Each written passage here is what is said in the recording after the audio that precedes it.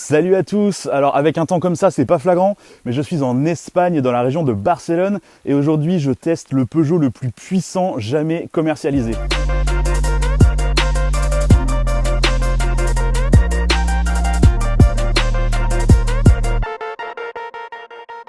Alors il s'agit du 3008 GT Hybride 4, c'est son nom, et il fait 300 chevaux.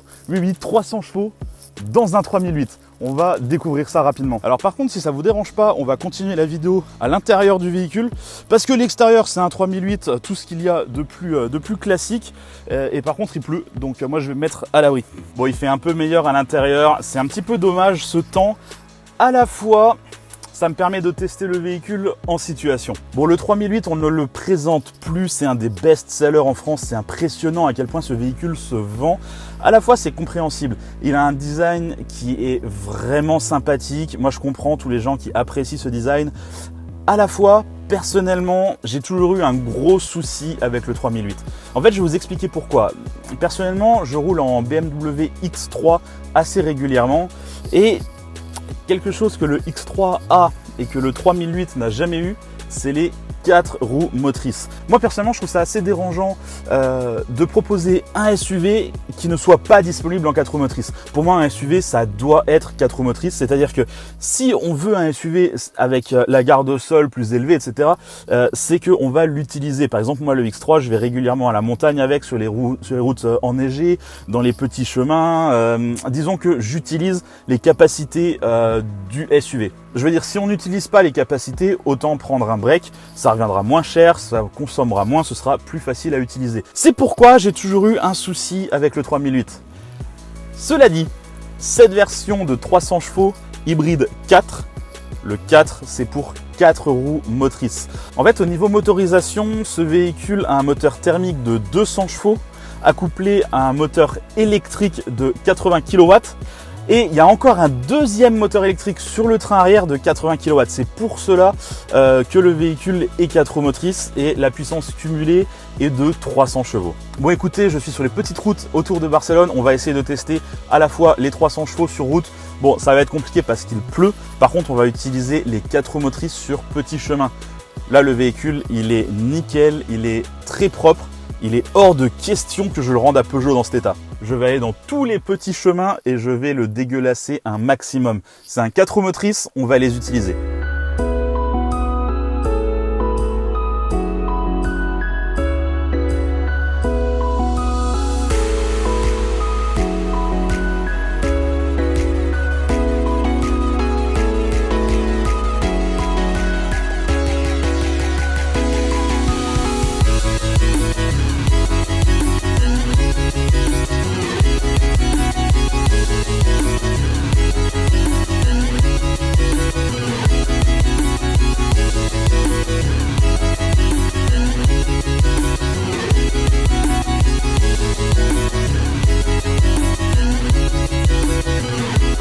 Bon, c'est pas un franchisseur, mais en tout cas dans les petits chemins, il se comporte super bien. Moi, je me suis éclaté avec, à passer dans les flaques, à passer dans la boue finalement. Le fait qu'il y ait plu un petit peu, bah, moi ça m'arrange, ça me permet de le faire partir un petit peu en glissade, etc. Donc bah, c'était pas plus mal. Le seul souci, c'est que maintenant il est dégueulasse. Donc c'est un petit peu dommage, je vous avais pas filmé l'extérieur. Mais du coup, voilà, il est beau, hein. Il est possible que je l'ai un petit peu sali, je suis vraiment désolé. En tout cas, cette couleur blanche lui va à ravir. Bon, après, au niveau de l'extérieur, c'est un 3008, il n'y a personne qui va être surpris. On en voit 25 par jour de toute façon. Simplement, maintenant, vous ferez attention à ce petit sigle Hybride 4, qui veut dire que vous avez en face de vous un véhicule de 300 chevaux, quoi. C'est quand même n'importe quoi. J'ai vraiment énormément de mal à me dire que c'est pas un minuscule diesel. Non, non. C'est réellement un SUV Peugeot qui fait 300 chevaux.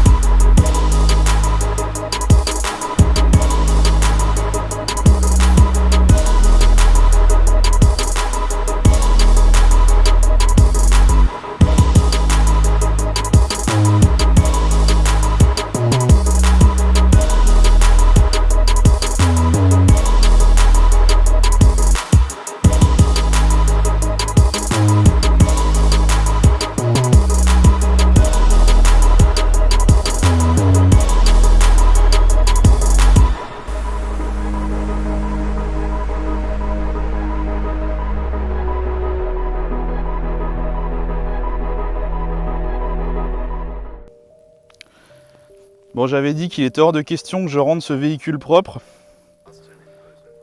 Je pense que là, on est bon, hein. Bon, je dois avouer que les routes sont plutôt bien choisies par Peugeot. Regardez-moi ce magnifique paysage. C'est dommage qu'il fasse pas plus beau parce que là, il y a vachement de brume. Mais c'est vrai que c'est quand même superbe. C'est vraiment beau et on est dans les conditions optimales pour tester ce véhicule, hein, clairement. Bon, je l'ai un petit peu sali. J'espère que Peugeot ne m'en tiendra pas à rigueur. Mais c'est vrai que je me suis un petit peu amusé avec le 4 roues motrices, il faut le dire. Bon, je vais en profiter pour vous parler de 2-3 détails un peu plus techniques de ce véhicule. Il faut savoir qu'il va être capable de faire 50 km en full électrique. C'est-à-dire qu'il y a vraiment une batterie qui nous permet de le faire. Donc quand on est en ville, par exemple, ça peut être vraiment intéressant de pouvoir rouler en full électrique. Le reste du temps, les moteurs électriques nous permettent de booster un petit peu la puissance. Bon, du coup, ce véhicule est un hybride rechargeable. D'un côté, on a la trappe pour l'essence, de l'autre côté on a la trappe pour la prise électrique. Alors l'idéal pour utiliser ce genre de véhicule, c'est se brancher chez soi chaque soir et en environ 7 heures, le véhicule est complètement rechargé sur une prise traditionnelle. Ça nous permet le lendemain matin de pouvoir repartir avec une batterie pleine et pouvoir profiter de façon optimale de l'hybridation. Bon, sinon au niveau du comportement routier, il faut savoir qu'avec les 2 moteurs électriques, avec les batteries en plus, on gagne quand même pas mal de poids sur ce véhicule. Est-ce que ça se ressent énormément dans le comportement routier? Alors oui, mais c'est pas dérangeant. Si vous voulez, on n'est pas sur un véhicule sportif. On n'est pas sur un SUV qui se veut sportif, on va pas y faire du circuit avec ça. Donc en gros, pour une utilisation normale du véhicule, ça va vraiment pas poser problème. Bon, ce véhicule fait 300 chevaux, mais il ne rejette que 29 grammes de CO2. C'est-à-dire qu'il n'y a aucun malus écologique sur ce véhicule. Alors, c'est un véhicule qui reste quand même très cher, hein. On est sur environ 50 000 € si je me souviens bien. Je vous afficherai le tarif exact en bas de votre écran. Mais non, ça reste quand même très cher. Est-ce que c'est un véhicule qui va se vendre énormément? Je ne sais pas. À ce prix-là, ça me semble compliqué. Après, si vous avez absolument besoin d'une version hybride pour un SUV, c'est à mon sens la proposition la plus intelligente. C'est-à-dire que sur cette même plateforme, on a également le DS7 et l'Opel Crossland X. À mon sens, quitte à choisir entre les trois, c'est celui-ci qu'il faut choisir. Sur les autres marques, on va voir ça chez Audi, on va voir ça chez BMW avec le X5, mais tout de suite, on tombe sur des tarifs qui sont beaucoup plus importants. Donc, ça fait beaucoup moins sens quelque part d'acheter ce genre de véhicule. Alors que quelque part ce 3008 il suffit. À mon avis, le gros point noir de ce véhicule, ça va être son côté peut-être trop passe-partout. Alors je pense qu'il y a pas mal de gens à qui ça va plaire, mais moi j'aurais aimé que cette version 4 roues motrices 300 chevaux ait un petit peu plus de, comment dire, qui se voit un peu plus, si vous voulez. C'est-à-dire que j'aurais aimé des pare-chocs spécifiques, j'aurais peut-être aimé une peinture spécifique, quelque chose qui nous dit, ok, là on est sur une version un petit peu différente, on est sur la version 4 roues motrices, on est sur la version 300 chevaux. Ça aurait été intéressant de le mettre en avant, peut-être une sorte de version RXH, vous savez, avec des gros pare-chocs en plastique ou quelque chose dans ce style-là, ça aurait été pas mal, juste pour pouvoir mettre en avant que c'est pas le 3008 de Monsieur Tout-le-Monde. Comme cette version est la version hybride, on a 2-3 menus un peu spécifiques, notamment quand on appuie sur cette touche, on va savoir exactement quelle partie de la motorisation on utilise. Par exemple, là, je l'ai mis en brake, c'est-à-dire que la voiture va freiner toute seule entre guillemets, mais ça me permet de régénérer la batterie, hein, c'est un petit peu ce qu'on voit là en vert, et dès que je commence à accélérer, on voit que c'est le moteur à l'arrière qui est utilisé. Là par exemple, je suis en full électrique parce que on voit que le moteur thermique ne s'est pas allumé.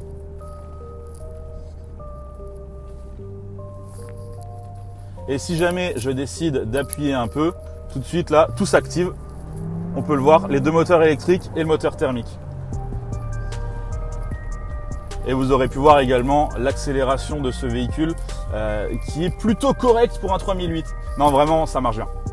Bon, à force de rouler comme un idiot, j'ai réussi à vider complètement mes batteries.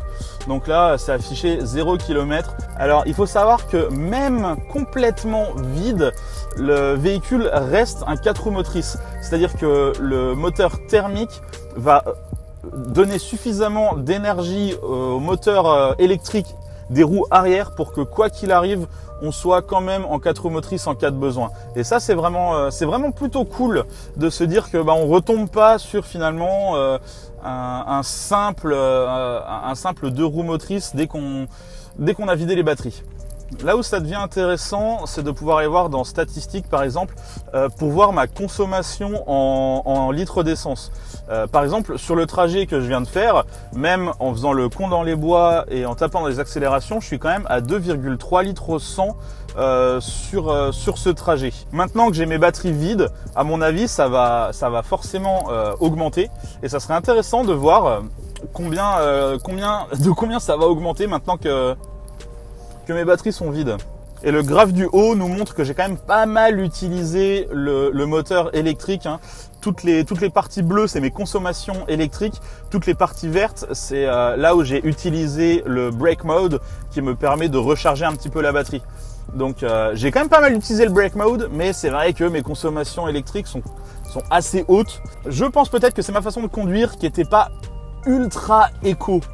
Clairement, j'ai pas roulé à l'économe et ça a pas dû aider. Bon, le fait que mes batteries soient vides se ressent vraiment sur la consommation, même la consommation moyenne. C'est impressionnant à quel point ça augmente très vite. Alors là, on a le menu eSave qui me permettrait, si je le décidais, de par exemple me réserver quelques kilomètres à l'arrivée. Par exemple, imaginons que je sois sur l'autoroute, j'ai 100 km d'autoroute et à la fin je vais dans une ville et dans cette ville j'aimerais pouvoir rouler en électrique. Et en fait je peux me réserver 10-20 km par exemple pour pouvoir rouler dans la ville en full électrique. Ça c'est pas mal du tout. Et je peux également forcer le moteur thermique à recharger mes batteries. Donc ça va utiliser forcément plus d'essence, mais ça peut être intéressant pour avoir de l'électrique dans une ville où par la suite, éventuellement, on sera amené à devoir rouler full électrique. Bon, ça y est, je suis de retour à l'hôtel et pour conclure sur cette vidéo, je dirais simplement que le 3008 Hybrid 4 est une très bonne version d'un 3008 qui est déjà très bon en fait. Le 3008 se vend énormément, il y a des raisons à cela, c'est que c'est un bon véhicule et là dans une version Hybrid 4, donc en ajoutant le 4 roues motrices, en ajoutant 2 moteurs électriques pour pousser la puissance à 300 chevaux, alors on n'est clairement pas sur un SUV sportif, je le rappelle. Cela dit, moi je me suis amusé, j'ai trouvé que c'était intéressant d'aller chercher la puissance. J'ai trouvé que le 4 roues motrices fonctionnait bien dans les petits chemins de terre, etc. On a enfin un 3008 4 roues motrices, donc ça c'est une bonne chose. C'est un véhicule qui est capable de faire environ une cinquantaine de kilomètres en full électrique jusqu'à 135 km/h. Donc en gros, il y a des chances que sur vos trajets au quotidien, vous puissiez utiliser que l'électrique et ne consommer pratiquement pas d'essence. Donc ça c'est plutôt une bonne chose. Et si vous voulez aller plus loin, vous avez de toute façon ce moteur thermique qui vous permet de traverser la France sans devoir vous arrêter pour une charge. Donc à l'heure actuelle, je trouve que c'est pas mal comme proposition. Bon, cette vidéo est terminée. Comme d'habitude, je vous invite à en regarder d'autres et à vous abonner si ce n'est pas déjà fait. Allez, salut!